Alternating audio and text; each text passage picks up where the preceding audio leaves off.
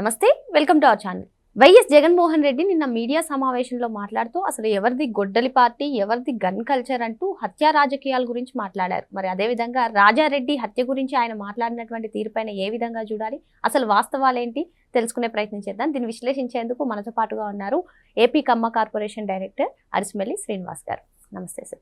నమస్కారం అండి. Jaganmohan Reddy press meet బహుశా మీరు కూడా చూసే ఉంటారు. మరి ఎవరిది హత్య రాజకీయాలంటూ 3 హత్య కేసులను ఆయన ఉదాహరించారు. ఒకటి రాజారెడ్డి, అదేవిధంగా వైఎస్ రాజశేఖర్ రెడ్డి మరణం గురించి కూడా అసెంబ్లీ క్లిప్పింగ్స్ ఉన్నాయని ఏదో చెప్పారు. అదేవిధంగా వివేకానంద రెడ్డిది. అయితే రాజారెడ్డి అదేవిధంగా వివేకానంద రెడ్డి హత్య కేసులో మీరే అధికారంలో ఉన్నారు అంటూ ఆయన మాట్లాడుతున్నారు. అసలు ఈ అంశం పైన వాస్తవాలు ఏంటి సార్? నిజంగా ఏం జరిగింది అప్పుడు?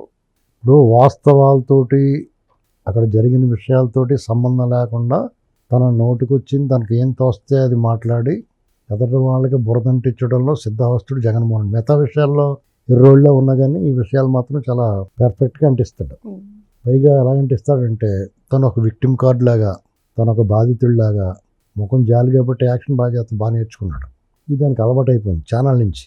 ఎలాంటి అరాచకం జరిగిన ఆయన చిన్నప్పటి నుంచి కూడా అదేంటంటే చాలా అరాచకాలకు అతను మూలం. పరిటాల రవి గారి హత్య నుంచి చాలా విధ్వంసాలకు అతను మూలమై ఉండి కూడా తనకి ఏమీ సంబంధం లేనట్టుగా వ్యవహరించగలుగుతాడు. సాధారణంగా ఆరితేరిన దొంగలు, క్రిమినల్స్ వాళ్ళ వ్యవహారం ఎలా ఉంటుందంటే పెద్ద నేరం చేస్తాడు. పెద్ద నేరం చేసి మళ్ళీ ఆ నేరం జరిగిన ప్రదేశానికి వెళ్ళి ఏం ఎరనట్టు చూస్తూ ఉంటారు. వాళ్ళు సైకో కిల్లర్సు, భారీ దోపిడీ చేసిన వాళ్ళు, అంతు చిక్కకుండా హత్యలు చేసిన వాళ్ళు. వీళ్ళు ఏం చేస్తారంటే నేరం వాళ్ళే చేస్తారు. ఏ రకమైన ఆధారం విడిచిపెట్టకుండా మళ్ళీ జనంలో కలిసి చూస్తూ ఉంటారు వచ్చి ఏం జరుగుతుందంతా.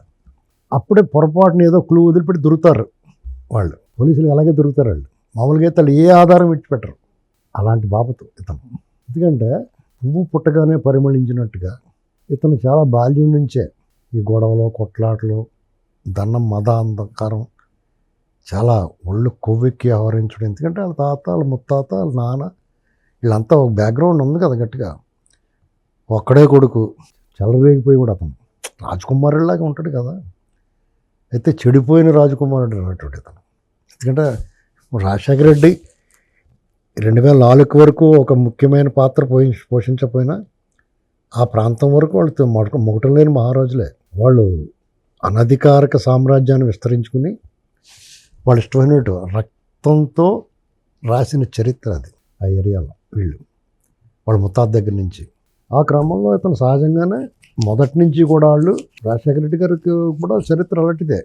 ఎదటోళ్ళ మీద తోసేస్తూ ఉంటాడు ఆయన ఏం చేసినా. ఎదటోళ్ళు మాట్లాడే లోపల వాళ్ళని బదనాం చేసి ప్రయత్నాల్లో ఉంటాడు. ఇది చానాళ్ళుగా దాని మీద కథలుగా ప్రొఫెసర్ అరగోపాల్ గారు, ప్రొఫెసర్ బాలగోపాల్, యార్ల పార్థసారథి రెడ్డి గారు, తులసిరెడ్డి గారు, చాలామంది పెద్దలు వీళ్ళ చరిత్ర పదే చెప్తున్నా ప్రజలందరికీ తెలిసినా మళ్ళీ చెప్తాడు. మళ్ళీ వాళ్ళందరూ రికార్డు పట్టుకొచ్చి అక్కడ ఉన్నదో వెతికి మళ్ళీ రికార్డు వేయాలి వీళ్ళకి. మళ్ళీ ఇంకో 6 నెలల పొందని మళ్ళీ చెప్తాడు. ఇందులో మనం ఒకసారి చాలాసార్లు చెప్పాం, చాలాసార్లు మనం అన్నారు అని అనుకోడు. ఆయన చెప్పేది ఏంటంటే వాళ్ళ తాత చనిపోయినప్పుడు ముఖ్యమంత్రిగా చంద్రబాబు నాయుడు గారు ఉన్నాడు. మా చిన్నాయన చనిపోయినప్పుడు ముఖ్యమంత్రిగా చంద్రబాబు గారు. మరి వాళ్ళ నాన్న చచ్చిపోయినాడు, ఎవరున్నారు ముఖ్యమంత్రిగా? అది కూడా చెప్పాలి కదా. వాళ్ళ నాన్న ముఖ్యమంత్రి కదా. మరి వాళ్ళ నాన్న ముఖ్యమంత్రిగా ఉండే చనిపోయాడంటే మరి ఎవరు ఏం చేసినట్టు? ఒకవేళ నీకు అనుమానాలు ఉన్నాయి, ఆయన మరణం మీద అనుమానం ఉందన్నాడు. అనుమానం అర్జెంటుగా రాజశేఖర రెడ్డి గారు చనిపోతే ఎవరు లబ్ధిదారుడు? సహజ ఫస్ట్ అనుమానాస్పద మృతి అంటే ఆ మృతి వల్ల ఎవరు లాభపడతారో వాళ్ళ మీద అనుమానం వస్తుంది ఎవరికైనా. ఆ కోణంలోనే దర్యాప్తు చేస్తారు, కానీ ఇక్కడ ఆ కోణంలో దర్యాప్తు జరగల. ఇది తిరిగి దొంగ నరిచినట్టుగా ఇతని వ్యవహారం కనపడుతుంది. వాళ్ళ తాత చనిపోయాడు, చంపేశారు. యార్ల పార్థసారథి రెడ్డి గారు ఓపెన్గా చెప్పాడు, నన్ను 40 కత్తిపోట్లు వేశారు, 46 గాయాలైనవి, నేను చనిపోయానని వదిలేసిపోయారు వాళ్ళు. వాళ్ళ కర్మకి నేను బతికొచ్చేసాను. నా తమ్ముడు చనిపోయాడు ఆ దాడిలో, నేను బతికొచ్చాను అన్నాడు. వాళ్ళ మనుషులు నన్ను ఎలా చంపడానికి ప్రయత్నం చేశారో నా మనుషులు అలాగే చంపారు అతను డైరెక్ట్గా చెప్పాడు ఓపెన్గా. పైగా ఇంకో మాట చెప్పాడు, చంద్రబాబు నాయుడు గారు నన్ను ఎప్పుడూ ఎంకరేజ్ చేయలేదు. నిజంగా చంద్రబాబు నాయుడు గారు ఈ రాజకీయాలు ఎంకరేజ్ చేసి ఉంటే నన్ను ఎమ్మెల్యే క్యాండిడేట్గా రాజశేఖర రెడ్డి మీద నిలబెట్టుంటే పులివెందుల్లో ఆ పొజిషన్ నాకు ఇచ్చుంటే అతను ఎమ్మెల్యేనే కాడు, ముఖ్యమంత్రి అసలు కాలేడు, ఈ జగన్మోహన్ రెడ్డి అనేటువంటి బెడద ఈ రాష్ట్రానికి ఉండకపోను అనేటువంటిది కూడా చెప్పాడు అతను స్పష్టంగా. ఎందుకంటే వాళ్ళకి సరైన మొగుడిని నేనే అని చెప్పాడు. కానీ చంద్రబాబు నాయుడు గారు ప్రోత్సహించలేదు కదా హత్య రాజకీయాలని. ఇప్పుడు ఇతను ఏం చేస్తాడో ఖచ్చితంగా హత్య రాజకీయాలను ప్రోత్సహిస్తాడు. అవతలడుగా రౌడీ అంటే రౌడీలాగా ఇంకోని పెడతాడు. చంద్రబాబు నాయుడు గారు అయితే రౌడీజం ఉండకూడదు అనుకుంటాడు. ఇది ఆయనకి ఈయనకి ఉన్న డిఫరెన్స్. దానివల్ల పైగా ఏమంటున్నాడో, నేను చాలా మంచోడిని కాబట్టి మిమ్మల్ని అందరినీ వదిలేసి తిరగలుగుతున్నారు అంటున్నాడు. నువ్వు మంచోడుగా కాబట్టి కాదు, వీళ్ళు చాలా మంచోడు కాబట్టి నువ్వేం చేయలేకపోతున్నావు. ఏ రకమైన ఆధారం లేదు కాబట్టి, నిజంగా చేయలేదు కాబట్టి నీ మనసుకు కూడా తెలుసు కాబట్టి నువ్వు వాళ్ళు ఏం చేయలేకపోతున్నావు.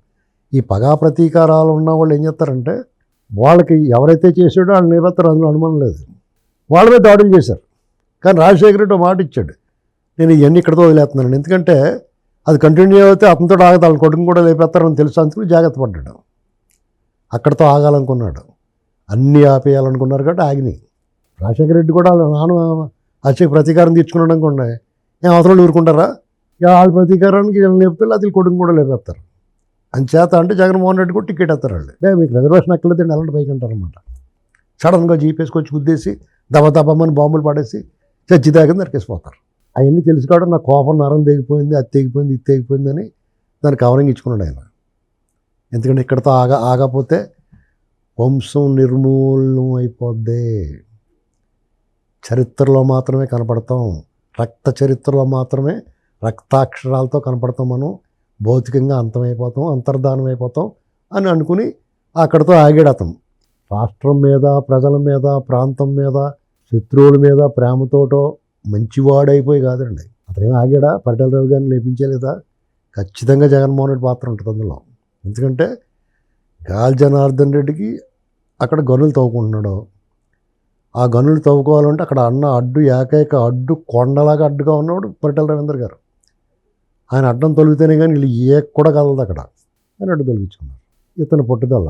రాజశేఖర రెడ్డి పాత్ర పరిమితం, అందులో జగన్మోహన్ రెడ్డి పాత్ర అపరిమితం. చచ్చినట్టు కొడుకు ఒత్తిడికి, అలాగే గాలి జనార్దన్ రెడ్డికి పోగేయటానికి అనేక కారణాలతోటి అధికార యంత్రాంగాన్ని, అక్కడున్న ఎస్పీ, డీజీ అందరినీ సహకారం తీసుకుని లేపేశారు. వీళ్ళంత చరిత్ర పెట్టి, రక్త చరిత్ర పెట్టుకుని యాత్రికుల గురించి మాట్లాడతారు. వాళ్ళ బాబాయ్ మర్డర్ కేసు. సరే, వివేక మర్డర్ కేసు గురించి మాట్లాడుకున్నట్లయితే జగన్మోహన్ రెడ్డి ఏదైతే చెప్తున్నారో చంద్రబాబు హయాంలోనే జరిగిందని, మరి ఎందుకు సొంత చెల్లెలు అయినటువంటి షర్మిల గారు కానివ్వండి, సునీతారెడ్డి గారు కానివ్వండి అన్న మీదే పోరాడుతున్నారు? ఎందుకు ఆ పరిస్థితి? అదే ఇప్పుడు చంద్రబాబు నాయుడు గారు ఆపద్ధర్మ ముఖ్యమంత్రి అండి. వివేకానంద రెడ్డి గారు చనిపోయేటప్పటికి ఎలక్షన్ కోడ్ అమల్లోకి వచ్చింది. అప్పటికున్న ప్రభుత్వాలు నామమాత్రంగా ఉంటాయి. వాళ్ళు పూర్తి స్థాయి అధికారాలన్నీ ఎలక్షన్ కమిషన్ అధికారుల చేతిలోకి వెళ్ళిపోతాయి. అయినా సరే ఆ ముఖ్యమంత్రి గారు ఉంటాడు అంతే. వాళ్ళ ఆదేశాలు ఇదివరకట్లా పూర్తి ఎలక్షన్ కమిషన్ కోడ్కి ముందున్న అధికారాలు ఉండవు, పరిమితంగా ఉంటాయి. ప్రోటోకాల్ ఉంటుంది అంతే, అధికారాలు మృగ్యం.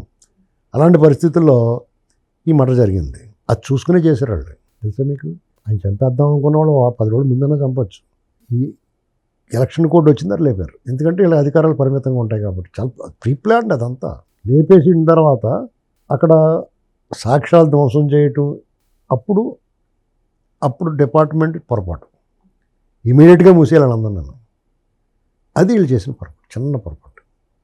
ఇవాళకి కూడా తేలకుండా ఉండిపోయింది. సాయంత్రానికల్లా బొమ్మ మార్చేసాడు వచ్చి. రకరకాల డైరెక్షన్లు ఉంటాయి, వాళ్ళకి కూడా చాలామంది హెల్ప్ చేశారు అతనికి. సాయంత్రం దాకా తీరిగ్గా, అప్పుడు దాకా ఏం పీకుతున్నాడు? అలా నాన్న చచ్చిపోయినప్పుడు అలాగే కనీసం ఆయన అభిమానులు, ఆయన మంత్రివర్గంలో పనిచేసిన వాళ్ళు చాలామంది పాత్రికేయులు కూడా వెళ్ళగలిగారు అక్కడికి. ఆయన మీద అంత ప్రేమ ఇది ఉన్నవాడు వెళ్ళాలి కదా.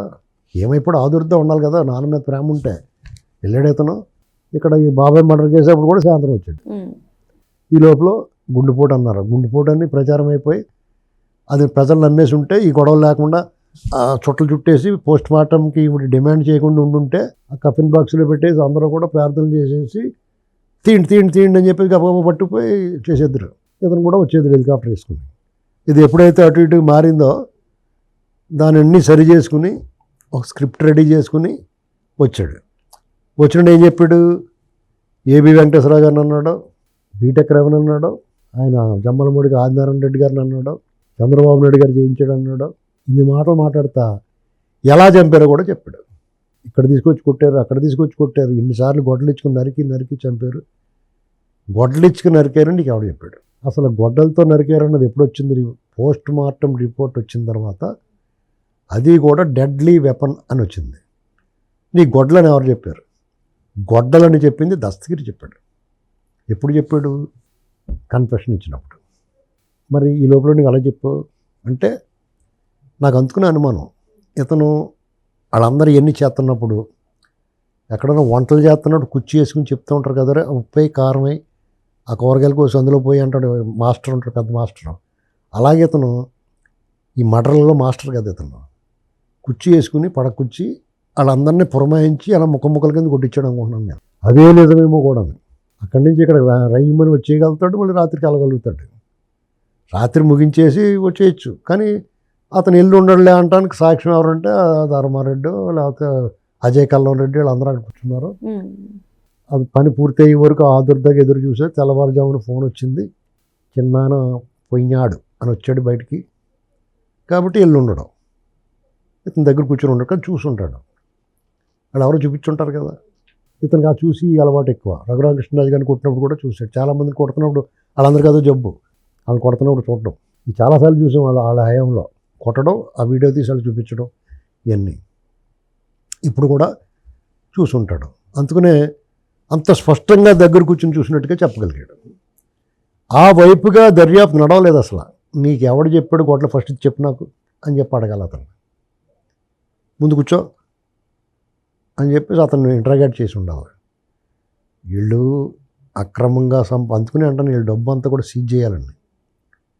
వీళ్ళు అక్రమంగా సంపాదించిన సొమ్ము అందరినీ కొనేస్తున్నారు. ఎవడో అమ్ముడు అవ్వకపోయినా అవ్వకపోయినా కొని పడేస్తున్నారు వాళ్ళందరినీ ఏదో రూపంలో. 100కు లొంగనాడు 10,000, 10,000 లొంగనాడు 1,00,000, 1,00,000కు లొంగనాడు కోటి, కోటికి లొంగనాడు 10 కోట్లు, 10 కోట్లు లొంగకపోతే 100 కోట్లు. వాళ్ళు బాబు సొమ్మేటది అంతా దొబ్బేసిందే కదా.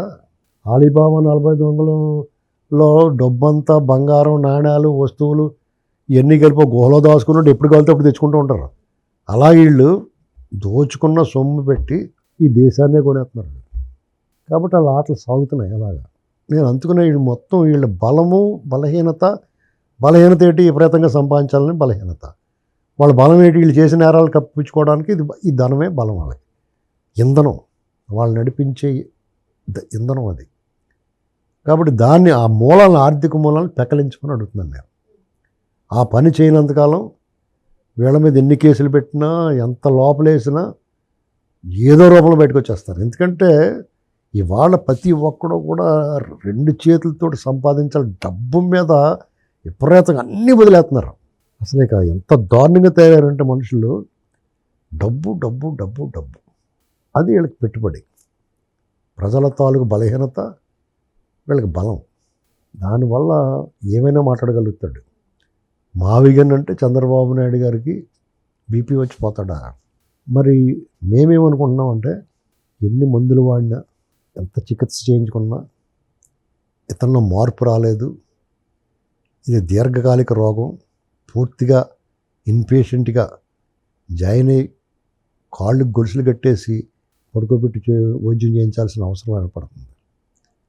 ఎవడైనా రాజకీయ నాయకుడు ఆల్రెడీ మాజీ ముఖ్యమంత్రిగా ఉన్నవాడు రేపు మళ్ళీ నేను ముఖ్యమంత్రి అవుతారని ప్రజల్ని కనీసం వాళ్ళ క్యాడర్ని నమ్మించడానికి ప్రయత్నం, ప్రజలు నమ్మరు.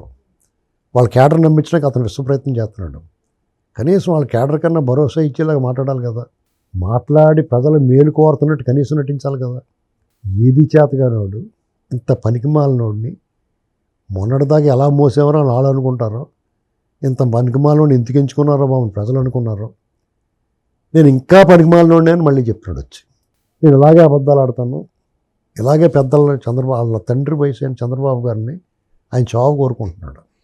నీ ఏడుపులే వాళ్ళకి రక్ష, నీ అవివేకము, నీ సన్నాస్థానమే వాళ్ళకి పెట్టుబడి. నిజంగా వాళ్ళు ఏం చేయకుండా ఇంట్లో తొంగనే గెలుస్తారు వాళ్ళు. ఎందుకంటే నీ ముఖం చూస్తే ఆడ ఓటేయడం ఇంకా. అయినా సరే వాళ్ళు పాపం వాళ్ళ పనులు చేసుకుంటున్నారు. ఇక్కడ ఇతనికి వెళ్ళినప్పుడల్లా మందులు తెచ్చుకుంటాడు అంటున్నారు, కానీ అవి పెద్ద పని చేస్తున్నట్లేదు. ఇంకో డాక్టర్ని మార్చుకోవాలి అతను. అది పరిస్థితి జగన్మోహన్ రెడ్డి. ఎందుకంటే మావిగన్ అంటే వాళ్ళు ఎవరికి బీపీలు రావు, ఫుల్ ఎంటర్టైన్మెంట్. మంచి దూకుడు సినిమాలో బ్రహ్మానంద క్యారెక్టర్ ఇది. పద్మశ్రీ అని పెట్టేసుకుంటాడు పేరు, తనే అవార్డు ఎవరు ఇవ్వకపోయినాను. నాగార్జున గారు నాకు అతను అంటాడు కదా, ప్రైజ్ మనీ నాకే ఇవ్వాలంటాడు కదా, ఆ టైప్ ఇతను. రియాలిటీ షో అనుకుంటున్నాడు రాజకీయాలు అంటే అతను. కాబట్టి ఇతను దూకుడు సినిమా అతని లైఫ్ అంతా. మరో అంశంతో మళ్ళీ కలుద్దాం. Thank you.